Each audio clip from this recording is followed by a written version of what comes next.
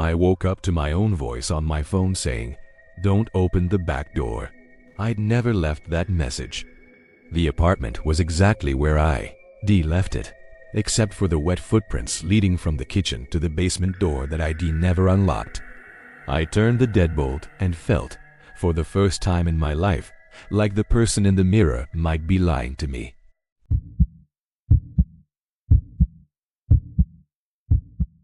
I moved into the building in late October because it was cheap and close to the hospital where my sister was on short-term leave. The building was one of those masonry behemoths from the 1920s with narrow stairwells, pipes that rattled like a throat clearing at night, and a brownstone stoop that collected every cold wind from the river. My apartment was small, one bedroom, one window that looked at a brick alley, a heater that clanked like it was practicing percussion. I liked being alone. I worked nights and napped during the day. It suited me. The first week was uneventful in the way uneventful things are: comforting, boring, normal. Then the little things started.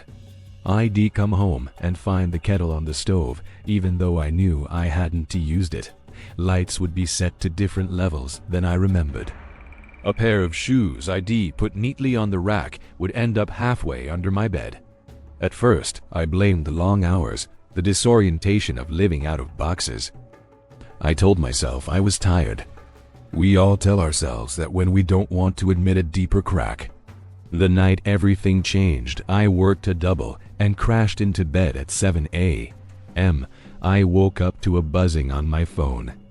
An old voicemail notification, one I didn't expect. My phone had been off.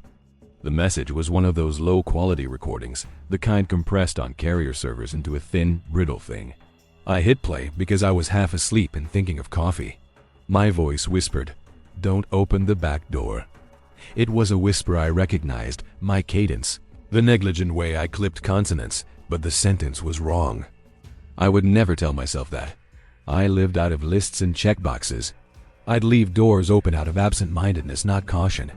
I replayed it, and the hair on my arms stood up because between the two words was a breath that was not mine. Whoever recorded it had left a shallow space, and something cold had slid into it. I checked the security camera on my building's landing. Nothing in the footage.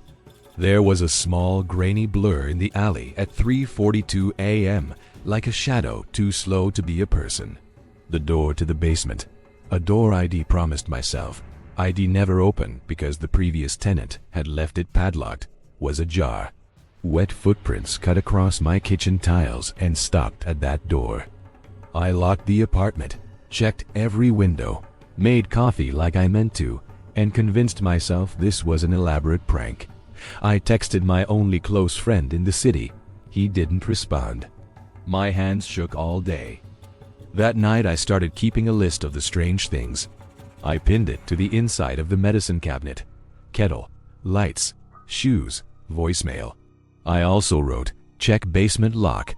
Then I crossed that off because I didn't want to go down there. But that was the wrong kind of crossing off, the kind you do when you're trying to trick yourself into bravery. Before I fall asleep, I like to say out loud the simple facts of my life. My name, where I live, who I'm going to call if something happens. I thought saying them might anchor me. That night I said them and paused before adding, "Do not open the back door." The words felt foreign on my tongue, as if someone else had rehearsed them. I told myself it was a joke. I told myself a friend had done some kind of audio editing stunt. And then, 3 nights later, a sharp knock woke me at 2:12 a.m. 3 knocks, pause. 2 knocks, pause. It was rhythm, almost musical. When I padded to the peephole, the hallway outside the building was empty and wet. No delivery truck, no neighbor, nothing. Only a damp wind that smelled faintly of bleach and something rotten. I'm telling you this in detail because you'll ask, did I call the police? No, I called the non-emergency line and they said to keep a log and that they'd send a patrol if anything happened again. I wanted real action. I wanted someone to take away the possibility that I was falling apart. But people don't mobilize for whispers on compressed voicemail. They mobilize when there's evidence. So I made evidence, a notebook full of time-stamped incidents. I told myself I would be smart, I would be observant. I would never be the passive person in a horror story. Who left the voicemail, and why did the basement door seem to matter?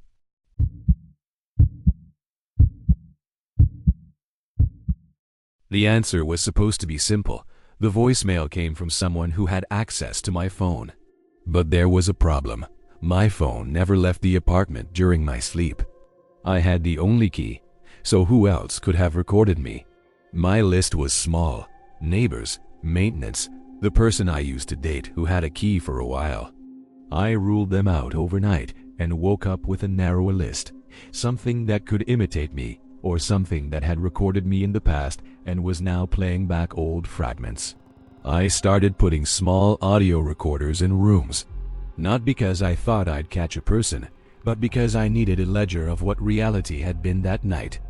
The first week the recorders captured rain, my own breath, the pipes. On the fourth night, one clipped to the back of the stove recorded something else, a soft, unsettled murmur, almost like someone rehearsing syllables. It took me a day of rewinding and straining before I recognized the phrase. It wasn't an exact replay of my voicemail, but the spacing and the inflection were painfully similar. Whoever, whatever, was building my voice from fragments. I put up a cheap motion sensor by the basement door. The sensor blinked orange, then green when it detected movement. On paper, it was a neat solution.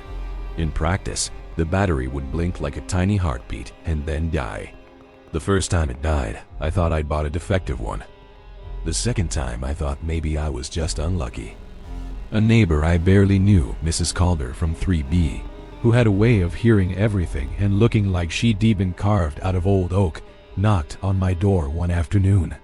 She held a small paper-wrapped loaf of bread. "You're a night person," she said with the certainty of someone describing weather. "I keep hearing you sing to your radio at 2 in the morning." I laughed, but she didn't leave. Windows should stay shut when it's windy. Things drift in when they can find a seam. She said the building used to be an annex for something else, decades ago, and there had been a small municipal archive in the basement. People stored boxes there. Once a decade, someone would use the basement for things that didn't belong upstairs. Old chairs, moldy books, things you're not supposed to touch. The basement door had always been padlocked, but sometimes the lock rusted. Sometimes the padlock turned. Locks here are promises, dear. Sometimes promises loosen. I asked her if anyone ever saw anything. She shrugged, like the motion of the shrug might move the story off her hands. Kids said they heard talking through the pipes. People who worked the late shifts said they'd hear someone answer a call on the landline, but it was never plugged in. We never stuck around to find out. That night, I slept with all lights on and the bedroom door closed. At 3:42 a.m., I woke to the wet footprint pattern once again, this time ending at the back door where a lock hung open like a smile. The motion sensor I'd installed recorded nothing. The camera in the hallway, the cheap one I'd mounted using a suction cup, had gone static for 12 seconds and then resumed. The static matched the breath in my voicemail, short, shallow, intrusive. I opened the basement door. The smell hit me first, old paper and disinfectant, a smell of things kept too long. My flashlight unearthed a narrow staircase and the tip of a metal shelving unit. Cardboard boxes slumped against each other like sleeping animals. A layer of dust told me no one had been down there in weeks, maybe months. And then a shape, a small wooden box painted with a childlike sun and a door with a tiny wrought iron handle. On the lid, someone had scratched letters into the paint in a rush. Listen. Inside the box were cassette tapes, dozens of them, labeled in handwriting that looped and corrected itself as if the writer kept erasing their certainty. Each tape had a date and a room number, older than me by decades. I pulled one out and fed it to a cheap player I kept in a drawer for emergencies. The hiss, the cyan tone of old tape, and then a voice, my voice. But speaking of things I'd forgotten, the grocery list I had whispered after a few beers 3 months ago. A name I'd said once into a pillow. The tapes held fragments of me, recordings from parties, from late-night video diaries, from nights I had sworn I was alone but had been talking into the dark. There were dozens of tapes, and as I flipped through the boxes, I realized this wasn't just my voice. It was everyone's voice. The building had a habit of hoarding fragments of people. Names, arguments, confessions, private jokes, all compressed into magnetic tape and stacked like kindling. The question stacked in my head: who had put these here, and why were they using fragments of me to talk to me? Someone, or something, in the building had access to our discarded speech. It used those fragments like puzzle pieces, assembling me when it needed to be me. But answers breed another question, so here we are. If the tapes had pieces of everyone, why did the thing choose to use my voice to warn me?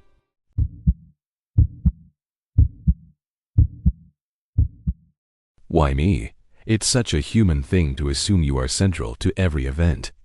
I tried to be humble about it, but selfishness is a handy lens when you want to make sense of randomness. The pattern explained a lot. The tapes were not random. They were organized, and not by date or name. They were grouped by intensity. Voices that carried fear had been filed separately from laughter. It was as if someone, something, had categorized the emotional weight of every utterance and kept a catalog. The more raw the emotion, the more useful the clip. My voice was useful because I tended to narrate myself while I processed things. List-making is basically a way of talking to a future you, and those tapes loved me for that. The thing behind the recordings didn't want to hurt me at first. It wanted to learn. It started small. It would place a fragment in my day and watch how I fitted it into my life. The voicemail was likely a test to see whether I'd be unsettled enough to act. I started responding to it on purpose. If it wanted reaction, I would give it one I could control. I left a tape of my own in the basement box, recorded on purpose. We see you. We know you hear us. I wanted to bait it, like a scientist with a rat in a maze. I imagined the thing as an academic entity, keeping meticulous notes in the musty dark. The first night I played that bait back, the entire building hummed differently. Pipes thrummed like a citywide heart. The tape player in my living room clicked, and the voice that came through wasn't quite mine. It had the same syllables but moved them around like someone arranging tiles to make words that should not exist. The thing, whoever it was, answered my bait with a question of its own. It arranged the voices on the tapes into a sentence that cut straight into me, a collage of syllables that, when assembled, said, "You keep doors closed to keep the thing out. What if the thing is on this side?" It didn't mention what the thing was. It didn't need to. The sentence was a nudge, a seed. That night I dreamed of doors I had never unlocked opening in slow motion and of voices, from 1,000 lifetimes whispering my name. I woke with a bruise on my forearm like a ring left by something small and deliberate. I stopped trusting my sense of time. Small gaps began to open in my memory, holes I could probe with lists and recordings. I started marking the doorframe by the kitchen with chalk every morning, a childish trick to keep track of days. One morning, the chalk marks were gone. In their place, someone had written in the condensation on my window, "Who are you when nobody listens?" The handwriting wasn't mine. I began to suspect the thing preferred audiences. The more people in the building who spoke on tape, who whispered secrets, who left their radios on at 2 a.m., the stronger it got. It seemed to be powered by attention, not physical electricity, but the tiny sparks you produce when you direct your consciousness at something, in a way that made sense. Ghosts in stories thrive on memory, on the warmth of being remembered. This thing was less a ghost and more a collector, a librarian of unguarded speech. So I took the list of recorded oddities and read them aloud at noon in the most public place I could think of, the lobby, where the landlord sometimes sat reading the paper. I called out incidents, names, times. People looked at me like someone performing a strange ritual. Mrs. Calder nodded like a queen approving a jester. The landlord closed his paper slowly and suggested counseling.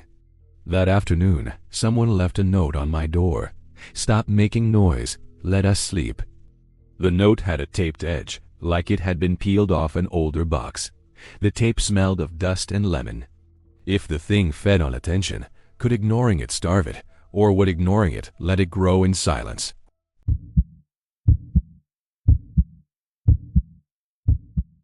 You'd think the rational move would be to call experts, priests, paranormal investigators, someone with a handheld EMF meter and a pithy catchphrase. I considered all of them and realized experts come and they take pictures and they leave. This was a thing that wanted me to stay. It was not satisfied by someone else's curiosity. It wanted my narrative. So I made a plan that was equal parts childish and desperate. If the thing fed on attention, I would feed it the thing it thought it needed until it overreached. I put fresh tapes in the basement box, hundreds of small confessions recorded in my voice and in my neighbors' voices, scripted, rehearsed, meaningless sentences designed to exhaust a well of useful fragments. The candle burned out at midnight. My neighbor laughed at, jaywalking.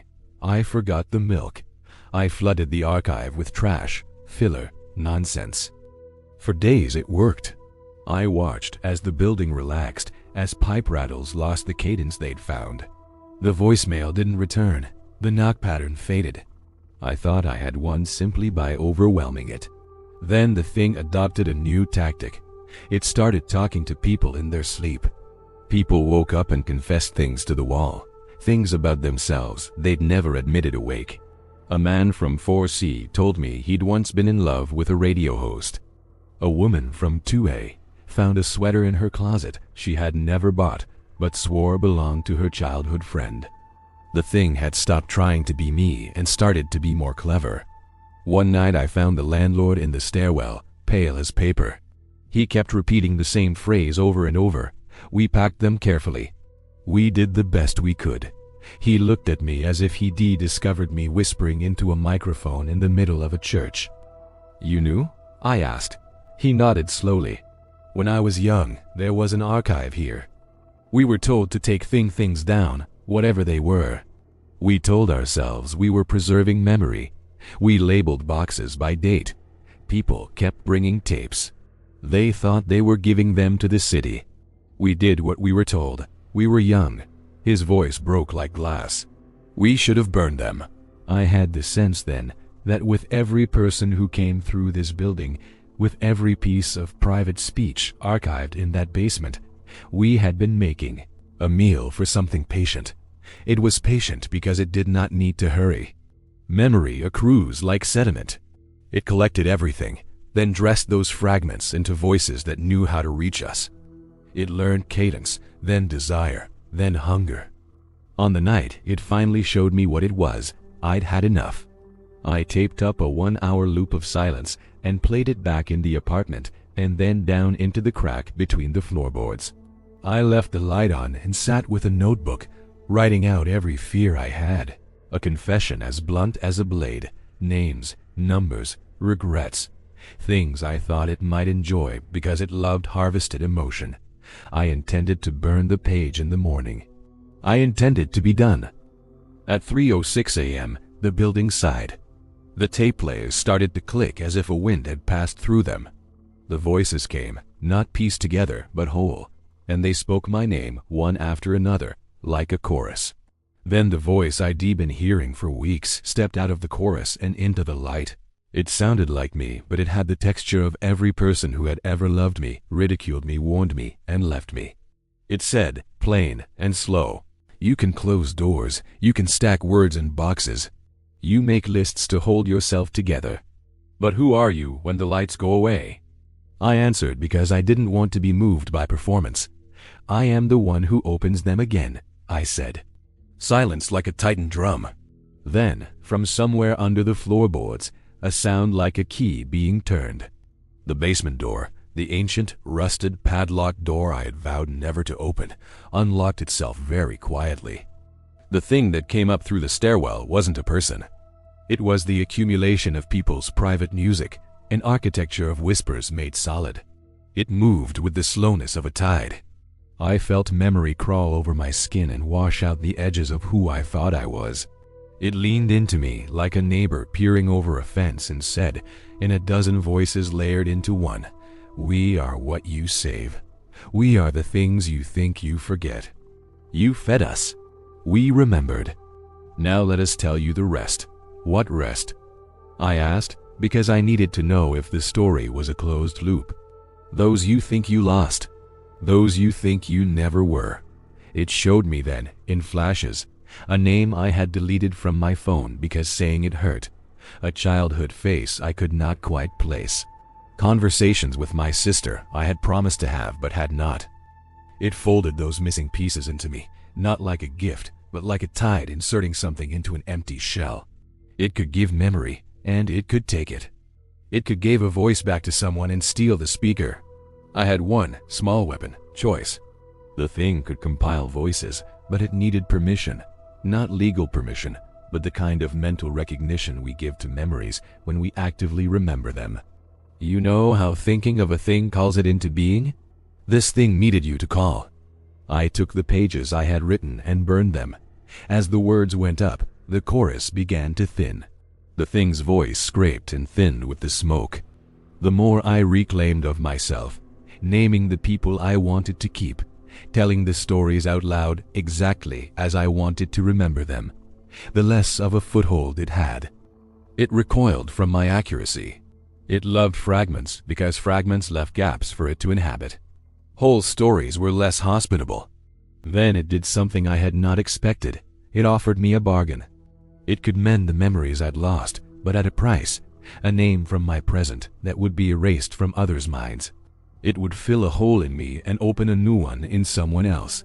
It placed a choice on the table like currency. I refused. I won't lie. For a second, I considered taking it. The temptation to have back the exact phrasing of my mother's laugh, to remember the warmth of the hand I lost years ago, was sharp. But the ledger it proposed was immoral in a way that made me feel sick. Who was I to trade someone else's life for the return of a line of dialogue? I said no. The chorus sank back into the pipes with a keening like a wind through old pages. The lock on the basement door snapped shut again. The building exhaled. Morning light smeared itself across the stairwell. The tapes remained in the box. The thing did not vanish. It lay dormant like a coal beneath ash. But I'd learned its rules. It fed on fragments, on unattended speech. It preferred to speak through echoes of us. If the thing could give memories back, would I ever be tempted to bargain again? And would saying no be enough to stop it from trying?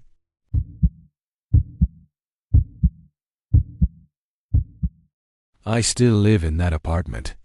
I still keep the box of tapes in the basement because I can't bring myself to destroy them.